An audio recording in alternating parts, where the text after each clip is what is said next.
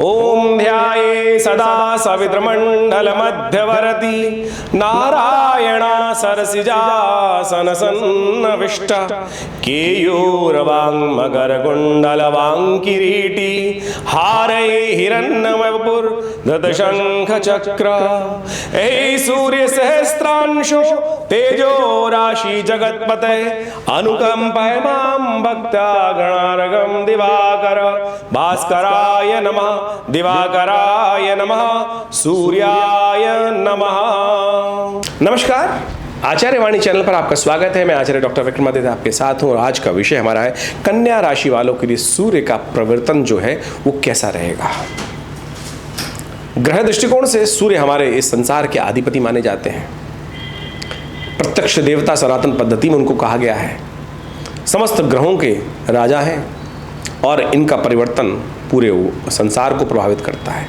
जैसे जैसे सूर्य का परिवर्तन होता है संसार में, उस प्रकार से ऋतुएं परिवर्तित होती हैं, मौसम परिवर्तित होता है और वातावरण में उसका प्रभाव पड़ता है। यावन मात्र ब्रह्मांड के अंदर सूर्य के हल्के से चेंज से इस संसार को और उसको ज्योतिष ने बहुत सुंदर तरीके से अध्ययन किया।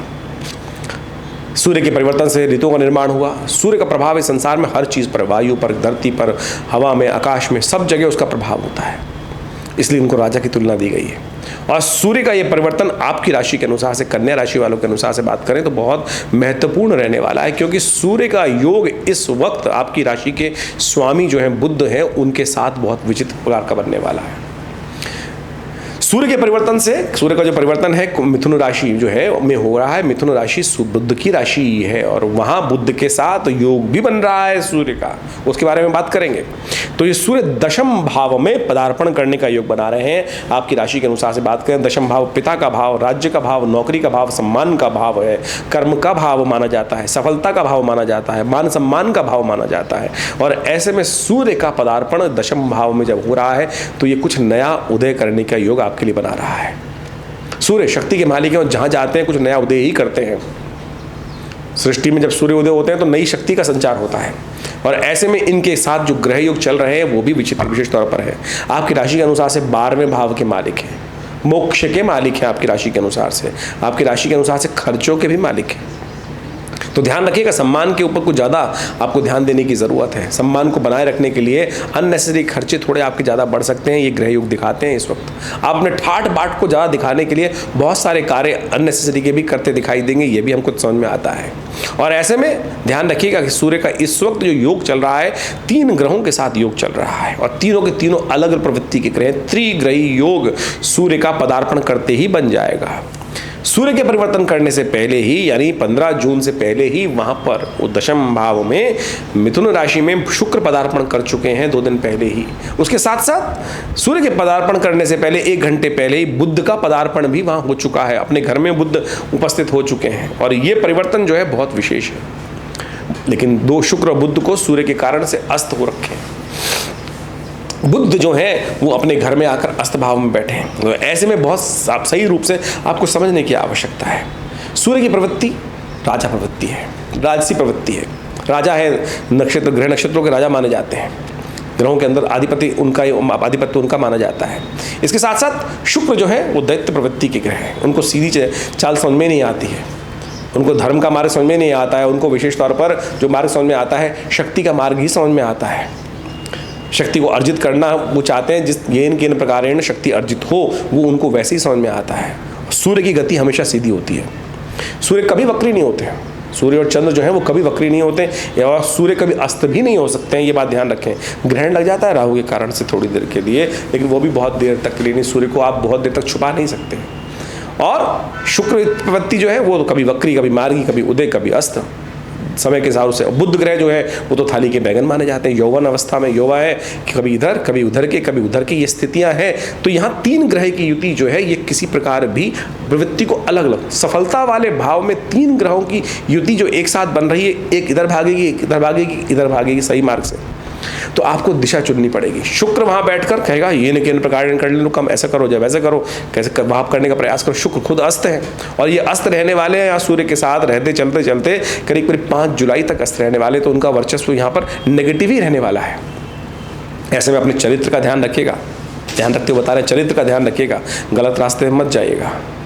और वो लांछन लगाने के योग बना सकता है। ध्यान रखते हुए कार्य करना आपके लिए बहुत ज़रूरी है। और ऐसे में आपकी राशि के अनुसार से समझें, राहु महाराज जो है आपके सप्तम भाव में बैठे हुए हैं। बृहस्पति बहुत बढ़िया है, जो आपके कितने ही जो गलत रास्ते भी हैं उस पर आपकी रक्षा करने के लिए रास्ता बनाए रखेंगे। ये आपको छाया देते ही रह देंगे। बृहस्पति यहाँ पर आपके लिए हर प्रकार से आपकी रक्षा करने के तैयार बैठे हैं, क्योंकि नवम भाव में बैठकर लग्न को देख रहे हैं तो आपकी पर्सनैलिटी खराब नहीं होने देंगे। लेकिन शुक्र वहाँ पर गलत प्रवृत्तियाँ मन में उदय देने के योग बनाते दिखाई दे रहे हैं, तो ध्यान रखिएगा इस समय में। बुध वहाँ उदय हो जाएंगे। बुध का उदय होना जो है करीब करीब जो सूर्य के साथ पदार्पण किया है उसी राशि पर 1 घंटे पहले, वो 25 जून को उदय हो जाएंगे और वहीं पर सूर्य के साथ वो आपकी चीज़ों को ऑर्गेनाइज कर देंगे। यानी जिन चीज़ों को फैलाव होगा, जो दिशाएं फैलाव होंगी, बुध के उदय होने से ये चीज़ क्या होंगी, चीज़ों को ऑर्गेनाइज हो जाएंगी बहुत बढ़िया तरीके से। और जो नया कुछ कार्य आरंभ करने के योग सूर्य वहाँ बना रहे हैं वो आपके लिए कुछ ना कुछ अच्छा स्थिति उत्पन्न कर सकते हैं। ऐसे में आपको विशेष तौर पर कुछ ध्यान रखना चाहिए। पिता की सेवा, बड़े बुजुर्गों की सेवा, घर के बड़े बुजुर्गों की सेवा जितना रखने का प्रयास करें। उनके लिए समय थोड़ा भारी दिखाई देता है। और एक बात ध्यान रख लीजिएगा, यदि आपके किसी भी एक कार्य से उनका अपमान होता है तो आप विशेष तौर पर कन्या राशि वाले समझ लें कि आपके लिए नेगेटिव प्रभाव उत्पन्न करने के योग बना देंगे। आपके कर्म से ही रास्ता बनता है। तो ऐसे में ये सब चीज़ें आपको समझते हुए कार्य करने का प्रयास करना चाहिए। ये त्रिग्रही युति जो है वो किसी प्रकार भी ठीक नहीं। इसके साथ साथ आषाढ़ में जो महीना आरंभ हो रहा है उसमें एक स्थिति और उत्पन्न हो रही है।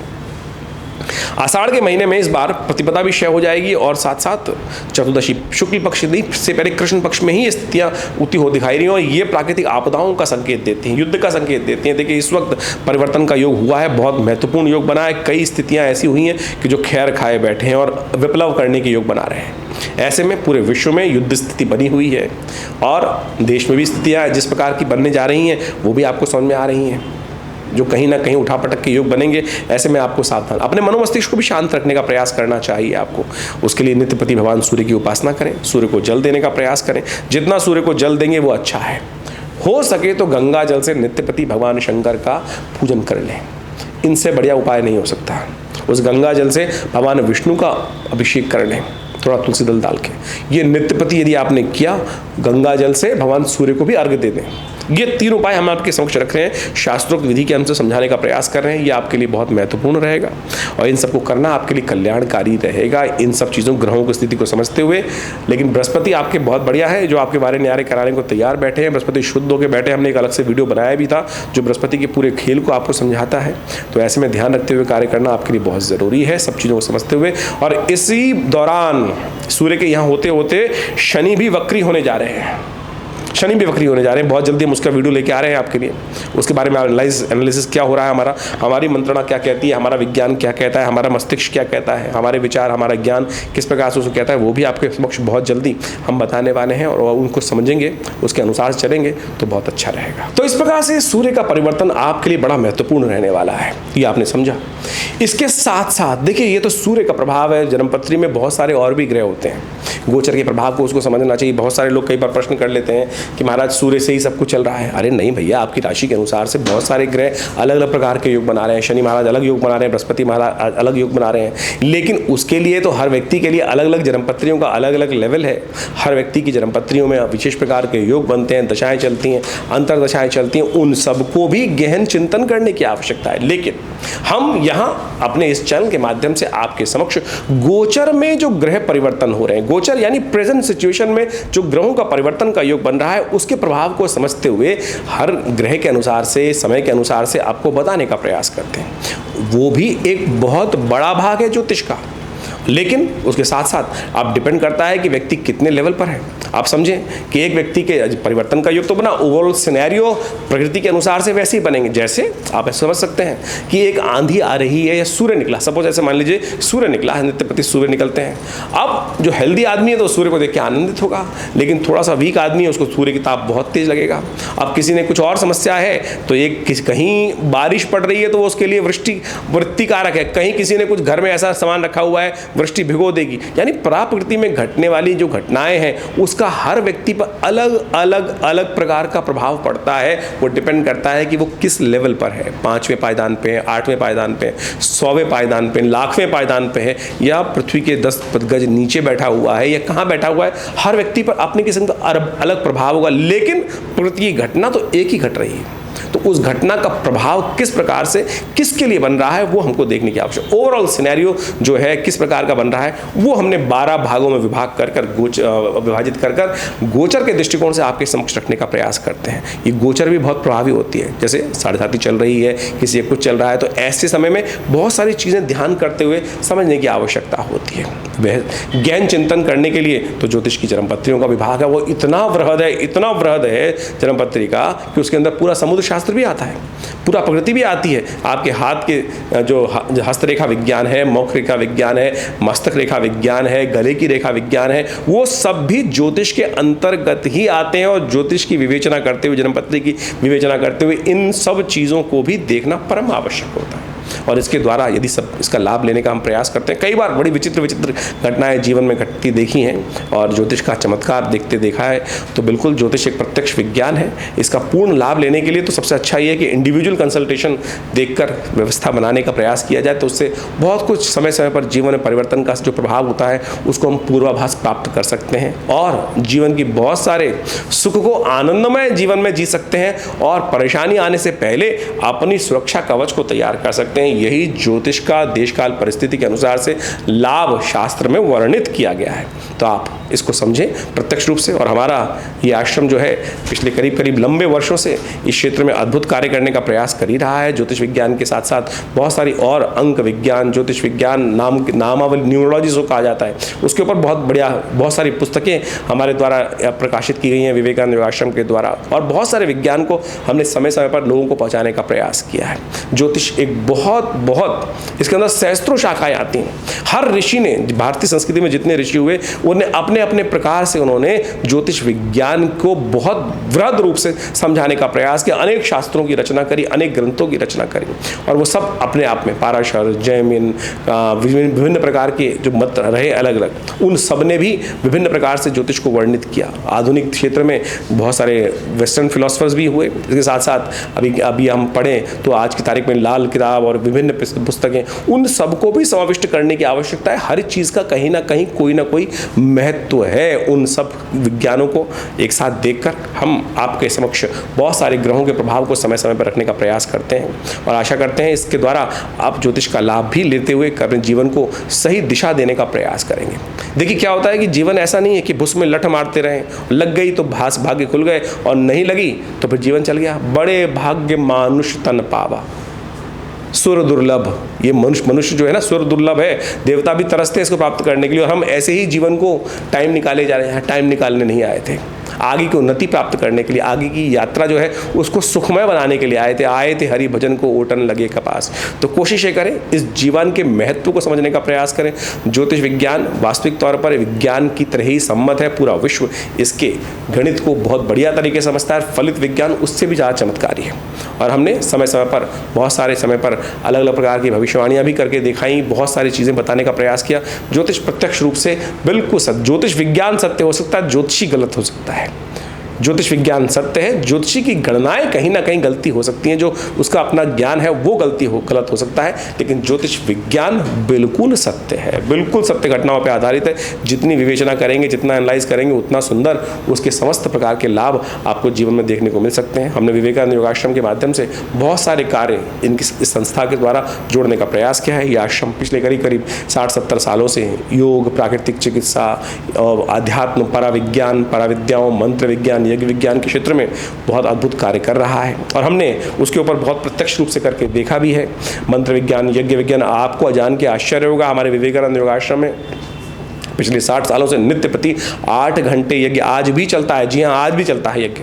सनातन पद्धति यज्ञ प्रधान संस्कृति है, लेकिन आज यज्ञ लोप हो गए हैं, लोग यज्ञ करने जाते नहीं। तो आप आइए, हमारे आश्रम में लगातार यज्ञ चलते हैं, समय समय पर कार्यक्रम होते हैं, उन सब में आप यज्ञ में पधार सकते हैं, यज्ञ में भाग ले सकते हैं। अभी गुप्त नवरात्रे आने वाले हैं, उसमें भी बहुत सा बड़ा कार्यक्रम चलेगा, उसमें आप सहस्त्र चंडी महायज्ञ का सुंदर आयोजन किया जाएगा, उसमें भी आप अपने नाम से यज्ञ में भाग ले सकते हैं। इसके अलावा अभी बहुत सारे उत्सव समय समय पर आते हैं। हर रविवार को एक सामूहिक यज्ञ का कार्यक्रम किया जाता है और उसमें हमारी संस्था की तरफ से कोई फीस नहीं दी जाती। जो स्वयं आके बैठना चाहते हैं उनके लिए कोई फीस नहीं है। और बहुत सारे लोग कहते हैं कि पैसा कमाने के लिए, अरे नहीं, आश्रम की तरफ से सुंदर व्यवस्था है। आप आइए, सामग्री भी, घी भी, समस्त व्यवस्था है आश्रम की तरफ से। भंडारा भी आश्रम की तरफ से व्यवस्था चलती है। हर रविवार को आप उस समस्त कार्यक्रम में, तो विशेष तौर पर सुबह 8 बजे से लेकर जो 10:30 बजे तक कार्यक्रम चलता है, उसमें सम्मिलित हो सकते हैं। स्वाध्याय कराया जाता है, धर्म के बारे में ज्ञान दिया जाता है, यज्ञ कराए जाते हैं, माँ भगवती का सुंदर दर्शन। जी हाँ, ये बहुत अद्भुत चीज़ है। हमारे आश्रम पे माँ भगवती का सुंदर शिव विग्रह, जो 1947 में से पहले मुल्तान में उनका बहुत बड़ा मंदिर था, 500 साल पुरानी दिव्य प्रतिमा भगवती की है, जो आश्रम में प्रतिष्ठित है। और उनके दर्शन कर लेने मात्र से माँ भगवती का कृपा आपके जीवन में बहुत बढ़िया तरह से आपको लाभ दे सकती है। तो उनका दर्शन भी आप आगे कर सकते हैं। वो शिव विग्रह, चमत्कारी शिव विग्रह माँ भगवती दुर्गा जी का आश्रम पर विराजमान है, उनका दर्शन भी आप कर सकते हैं। उनकी एक अलग कथा है, हमने कई बार आपको एपिसोड्स में बताई हैं। तो आप भी इन समस्त कार्यक्रमों में आप सम्मिलित हो सकते हैं। आश्रम के द्वारा विभिन्न पुस्तकें मंत्र विज्ञान पर, यज्ञ विज्ञान पर, हॉस्पिटल है बहुत बड़ा, योग प्राकृतिक चिकित्सा के क्षेत्र में, आयुर्वेद के क्षेत्र में अद्भुत कार्य किए जा रहे हैं। मुद्राओं के द्वारा अद्भुत प्रकार से व्यक्तियों तक, जनमानस तक, हमने पिछले करीब 50 सालों में संस्था ने बहुत अद्भुत कार्य किया। पूरे विश्व में इस मुद्रा विज्ञान, हाथों के द्वारा जो आकृतियां बनाई जाती हैं, कैसे वो आपके स्वास्थ्य में लाभ दे सकती हैं। किन्हीं को यूरिन की समस्या है, किडनी की स्टोन की समस्या है, आज की तारीख में किडनी की समस्या बहुत परेशान कर रही है और हर कोई ऑपरेशन के लिए भागा जा रहा है। मैं आपको चमत्कारी मुद्रा बताता हूँ। ये अपान मुद्रा है। बीच की दोनों उंगलियों को अंगूठे के साथ जोड़ देने से यदि इस मुद्रा का नित्य प्रति अभ्यास करना शुरू करें तो किडनी स्टोन, जी हाँ, किडनी में, गुर्दे में यदि आपके विशेष तौर पर स्टोन की समस्या हो गई है, कुछ ही दिन में उसको इरेडिकेट कर देगी, गायब कर देगी धीरे धीरे। हमने प्रत्यक्ष देखा कि इस मुद्रा का अभ्यास कराने के बाद जब ब्लड खून यूरिन टेस्ट कराया तो वो धीरे धीरे डाइल्यूट होकर वो यूरिन में जो स्टोन जो पार्टिकल्स थे वो निकलने शुरू हो गए और कुछ दिन में वो स्टोन गायब भी हो गया। तो नेचुरल प्योरीफायर है बॉडी का। जिनको पाइल्स की समस्या है, अनेक प्रकार के जो रोग हैं, उनको भी ठीक करने के लिए योग प्राकृतिक चिकित्सा के क्षेत्र में, आयुर्वेद के क्षेत्र में हमारी संस्था अद्भुत कार्य कर रही है और बहुत बड़ा हॉस्पिटल है जो भारत सरकार के पैनल पर है। तो आप भी इन समस्त सुविधाओं का लाभ ले सकते हैं। आश्रम से जुड़ें, आपको लाभ मिलेगा। धन्यवाद।